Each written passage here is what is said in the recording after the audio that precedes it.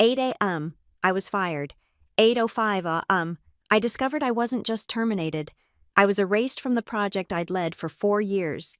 And who signed the order? Not the CEO, his wife. Someone who couldn't write a decent balance sheet if her life depended on it. But by 4 p.m., that same day, her $920 million budget was frozen solid and every number traced back to me.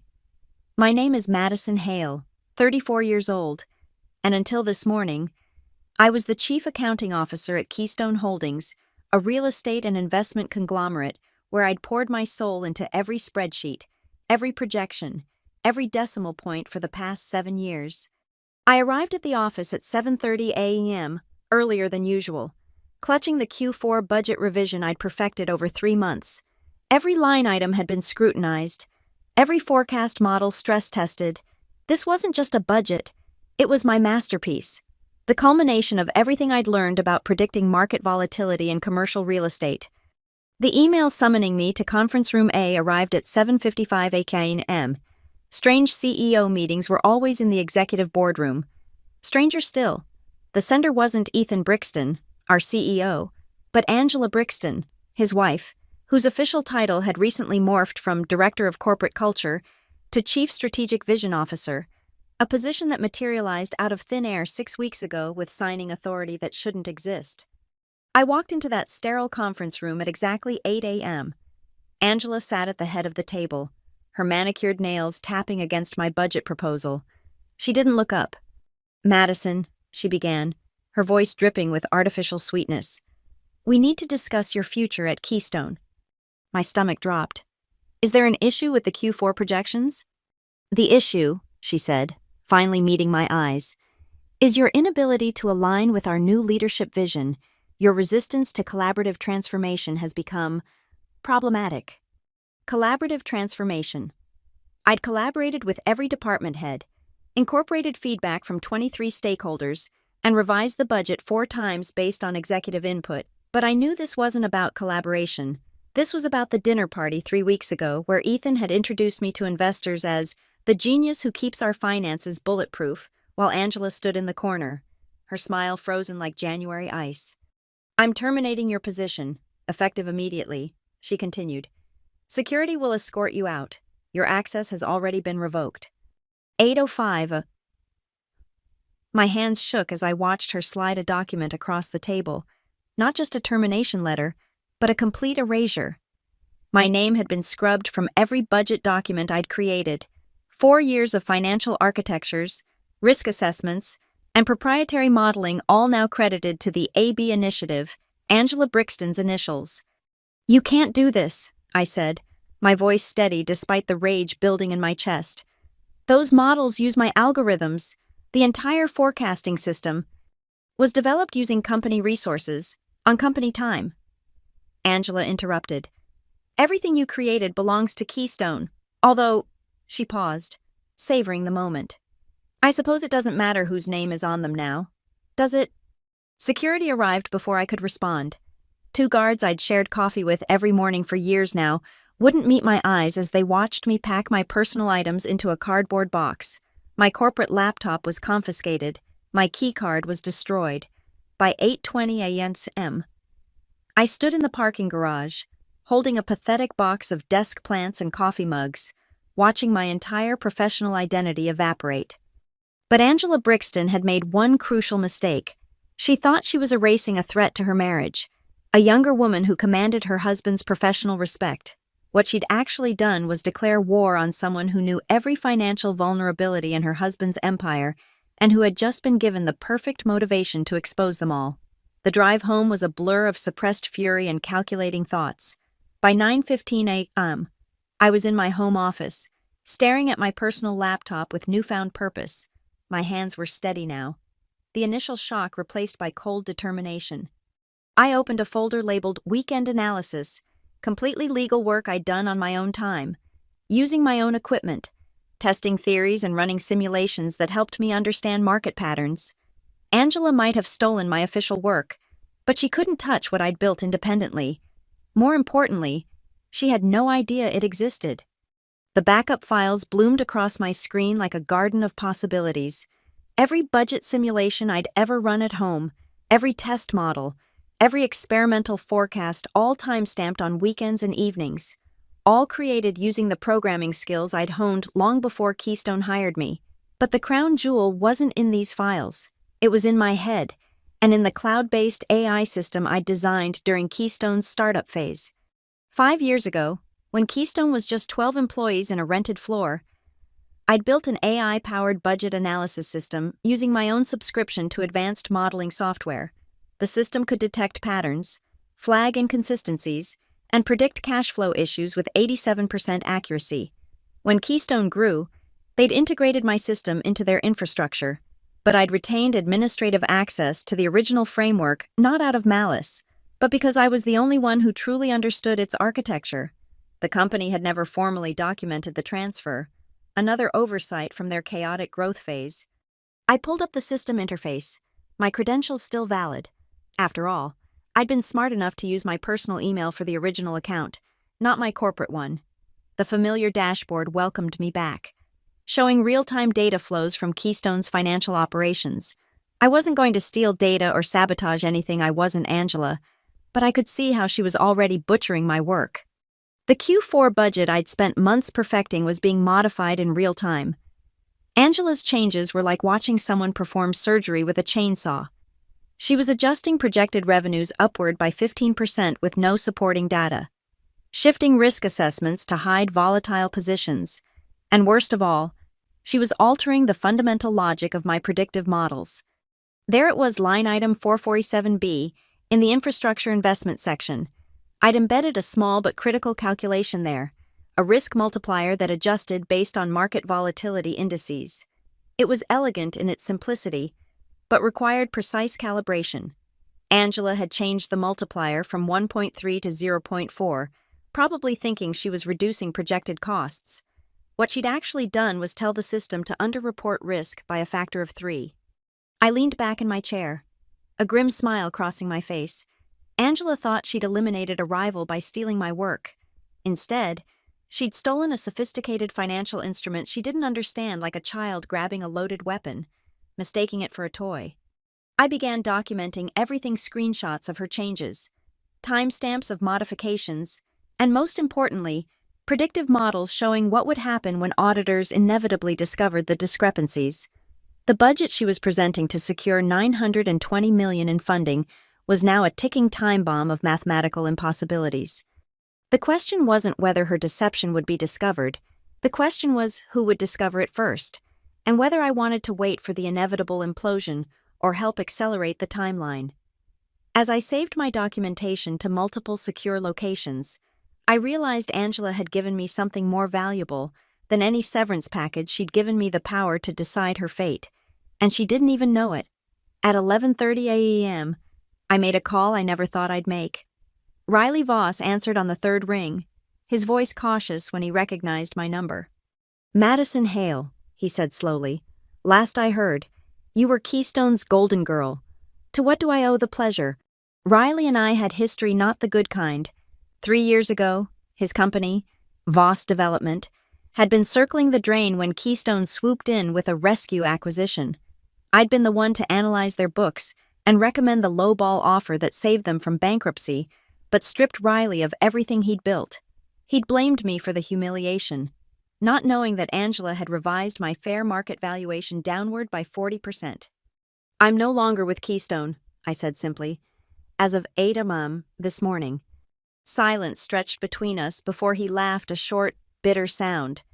"Let me guess, Angela Brixton." "How did you—" "Because she's the reason my company sold for pennies on the dollar. Your analysis said we were worth $32 million, but the final offer came in at $19 million, with a note that the strategic vision had been reassessed." His voice hardened. "I did some digging afterward. Found out Mrs. CEO wanted our prime downtown property for her pet project, a luxury spa that never materialized." I closed my eyes, another piece of the puzzle clicking into place.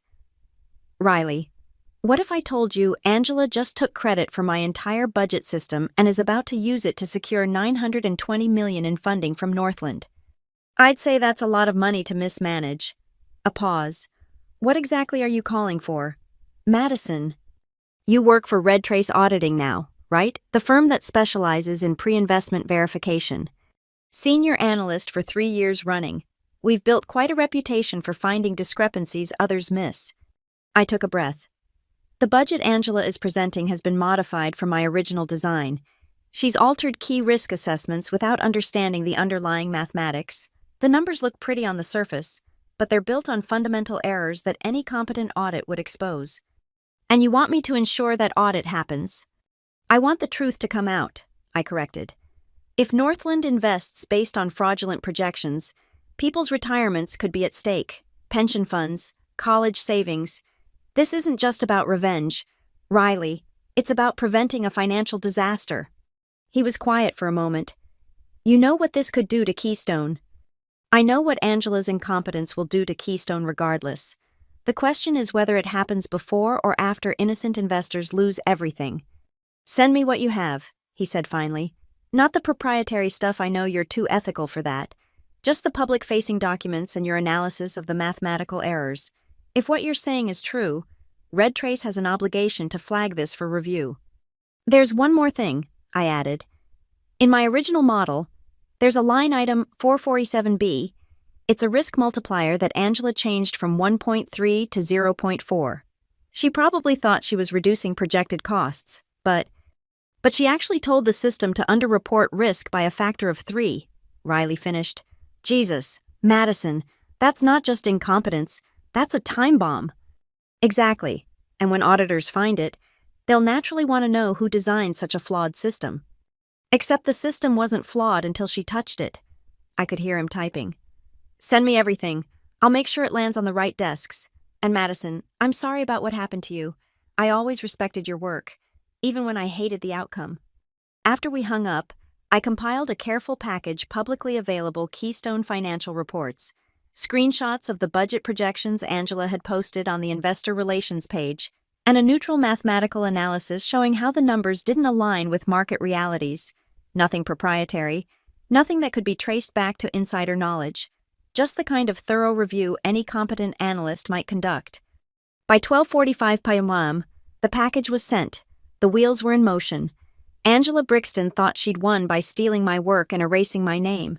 She was about to learn that in finance, numbers don't lie, and neither do the systems designed to analyze them. The truth has a way of surfacing, especially when $920 million are on the line.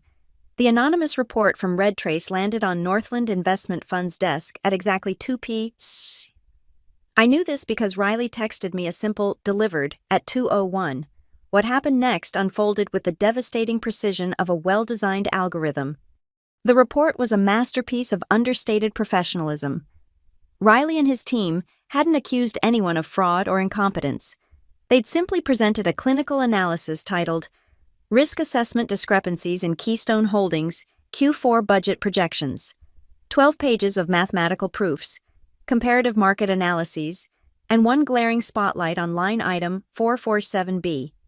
The beauty was in its simplicity.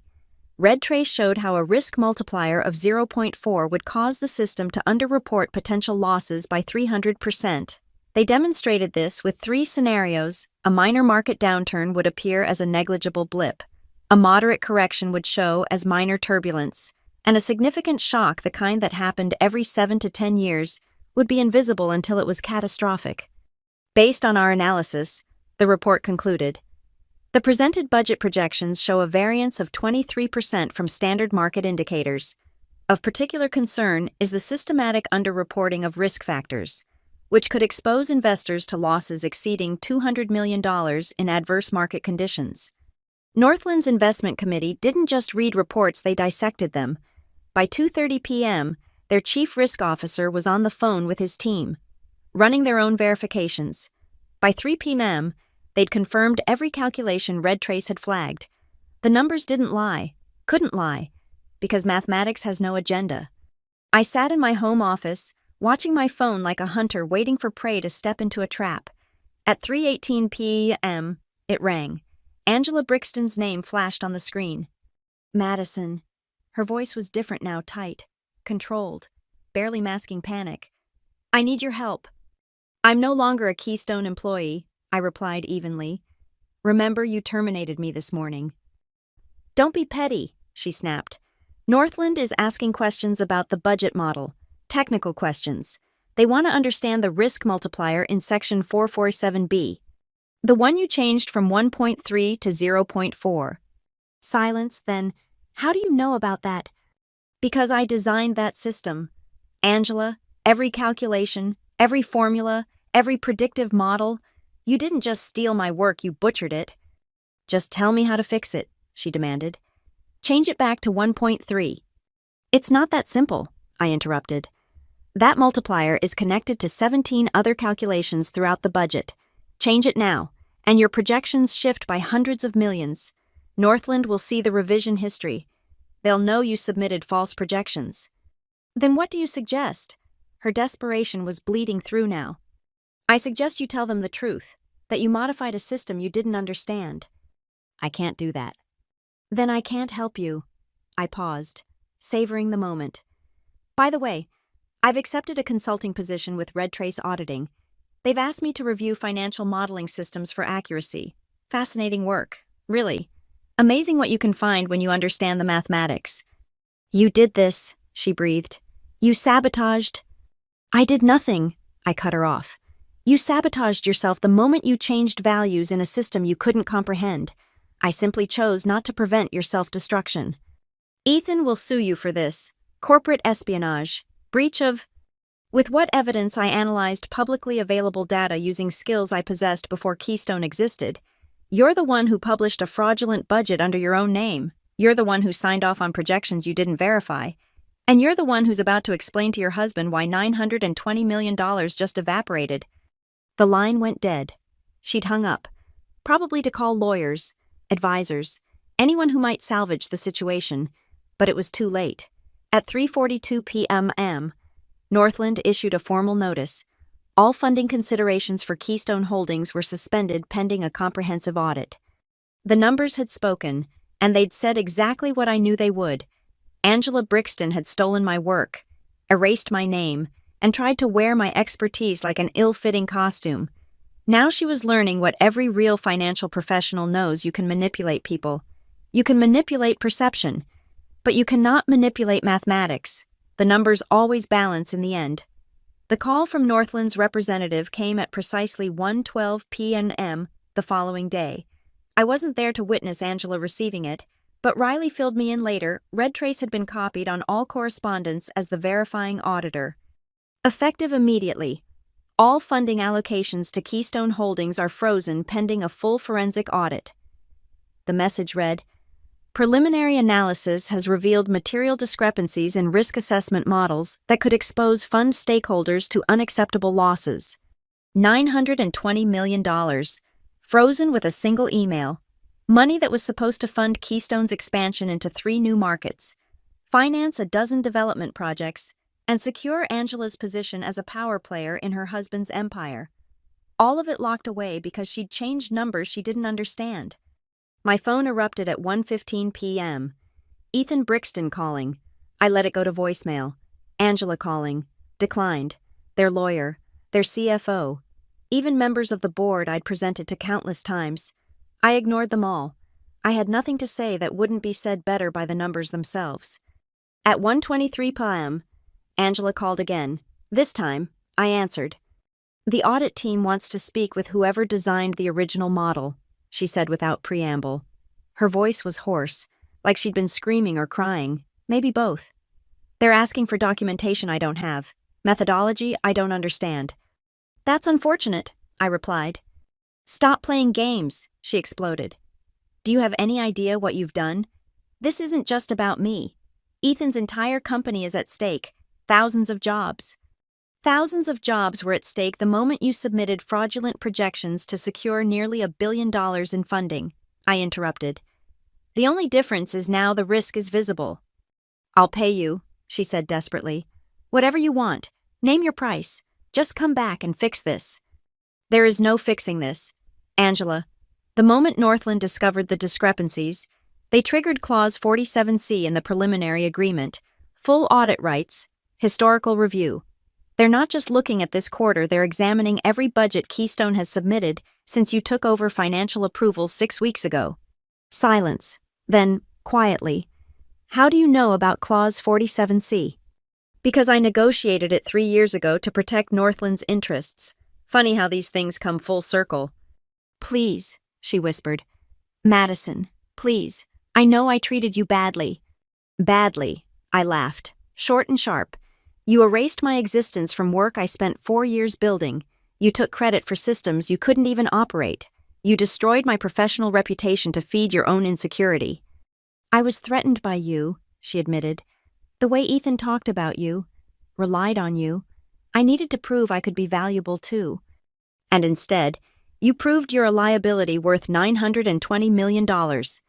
What do you want? She asked. To see me destroyed. Humiliated. You've won. Madison, I'm finished. The board is already discussing my removal. Ethan can barely look at me. Is that enough? I considered her question. Was it enough? This woman who'd casually destroyed my career because she felt threatened, who'd stolen my work and worn it like a mask, only to suffocate beneath its complexity. What I want, I said slowly, is for you to tell the truth. When the auditors ask who designed the original system, you tell them. When they investigate the modifications, you admit you made them without understanding the implications. When the board demands answers, you don't throw some junior analyst under the bus. You own what you did. They'll crucify me. They'll hold you accountable. There's a difference. She was crying now. Soft sobs that might have moved me if I hadn't spent the previous night staring at my ceiling, wondering how many other careers she'd destroyed in her insecure climb to relevance. The money, she managed between sobs. It's all frozen. Every project, every contract, everything is stopping. I know, I said simply. That's what happens when trust evaporates. And in finance, trust is the only real currency that matters. The call ended with her broken breathing and my steady silence. By 4 p.m., according to Riley's updates, the Northland audit team had uncovered 6 more instances of altered projections, each bearing Angela's digital signature, each demonstrating the same fundamental misunderstanding of financial modeling. The freeze was no longer just about $920 million. It was about the complete collapse of confidence in Keystone's financial leadership, and at the center of it all was Angela Brixton, the woman who'd stolen expertise she couldn't wield, only to discover that in finance, borrowed intelligence is worse than honest ignorance.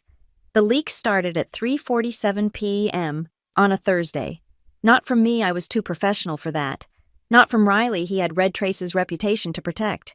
The leak came from inside Keystone itself, from employees who'd watched Angela take credit for work she hadn't done and were tired of the charade. The first headline appeared on Finance Watch. Keystone Holdings faces 920 Ms. Funding freeze after budget irregularities.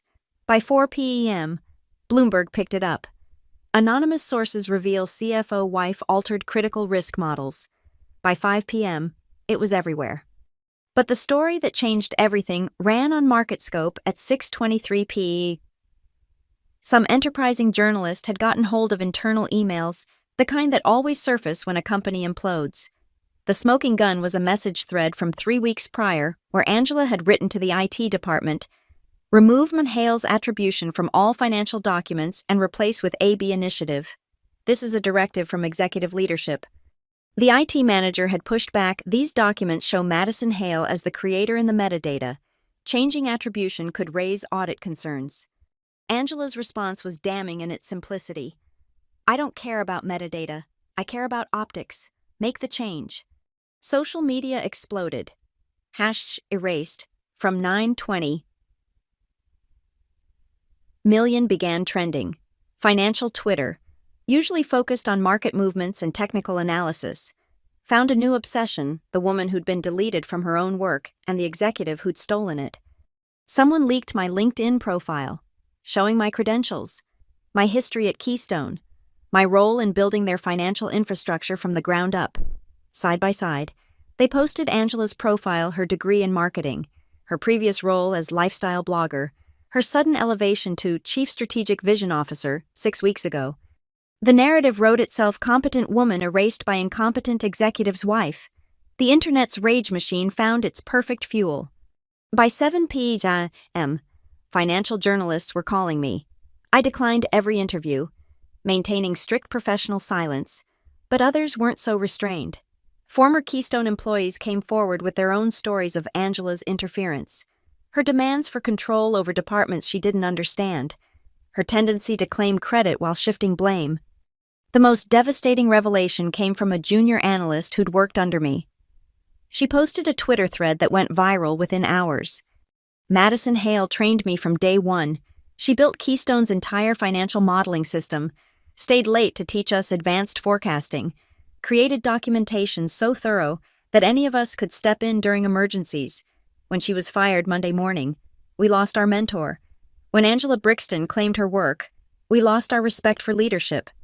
The thread continued with screenshots, training materials I'd created with my name prominently displayed, commit histories showing thousands of hours of my work on the financial systems, appreciation emails from board members praising my innovations. The junior analyst had receipts, and she wasn't afraid to share them. By 8:30 p.m., Keystone's stock price had dropped 12% in after-hours trading. The board called an emergency meeting. According to sources inside the building sources who suddenly felt very comfortable talking to journalists, Angela was asked to explain the modifications to the budget model. She couldn't, one board member later told Reuters on condition of anonymity. She literally could not explain basic financial concepts that any first-year analyst would know. When we asked about the risk multiplier in line 447B, she said it was optimized for strategic objectives. When pressed for specifics, she admitted she'd changed it to make the numbers look better. The story had evolved beyond corporate intrigue. It became a parable about competence versus connections, merit versus marriage, the quiet brilliance of workers versus the loud incompetence of those who take credit. Financial news programs that normally focused on dry market analysis were now running segments on the $920 million deletion. My phone buzzed with a text from Riley at 9:45 p.m. "You're trending globally. Also, 3 headhunting firms have asked me to connect them with you. Apparently, everyone wants to hire the woman who built a system so sophisticated that it exposed fraud just by being misused." I poured myself a glass of wine and watched the news coverage from my couch. There was something surreal about seeing my professional assassination transformed into a media phenomenon. Angela had tried to erase me quietly, surgically. Instead, she'd created a story that would follow her forever, the executive who stole work she couldn't understand and lost nearly $1 billion in the process. The internet never forgets, and financial Twitter definitely never forgives. Every article about the scandal mentioned the same key points. Madison Hale built the system. Angela Brixton stole it. The theft was discovered because Brixton couldn't operate what she'd stolen. $920 million were frozen as a result. By 10 p.m. Justice. For Madison was trending alongside #competence matters. The woman who tried to delete me from my own work had instead written me into business school case studies for generations to come. The irony was as perfect as a balanced equation. The call from Ethan Brixton came at 9 a.m. on Friday, 4 days after my termination. His voice carried the weight of a man watching his empire crumble. "Madison," he began, "I need you back." "I'm no longer interested in working for Keystone," I replied calmly. "Name your terms," he pressed. "Double your previous salary, C-suite title, stock options, whatever it takes." "You misunderstand. Ethan, this isn't a negotiation." "The board is demanding answers," he continued, desperation creeping in. "The auditors need someone who understands the systems. Our institutional investors are threatening to pull out entirely. We've lost $60 million in market cap since the story broke. Your wife cost you $60 million in market cap when she decided to play with tools she didn't understand. Angela is no longer involved in any financial decisions," he said carefully. "The board has suspended her from all duties pending investigation." "Suspended." I laughed. "She committed fraud. Ethan. She falsified attribution on financial documents. She submitted materially incorrect projections to secure nearly $1 billion. And you want to talk about suspension?" "What do you want?" he asked bluntly. You've made your point. Angela is finished. Her reputation is destroyed. The entire financial community knows what happened.